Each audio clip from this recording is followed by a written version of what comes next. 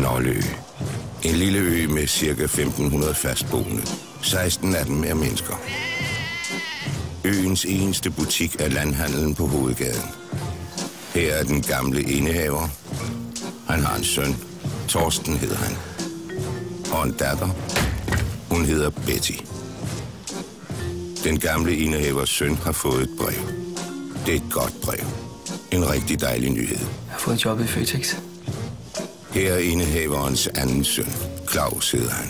Han skal passe landhandlen, hvis Torsten er væk, eller indehaveren bliver syg. Nu er indehaveren syg. Hvordan skal det gå Torsten i Føtex? Husker han at skrive hjem?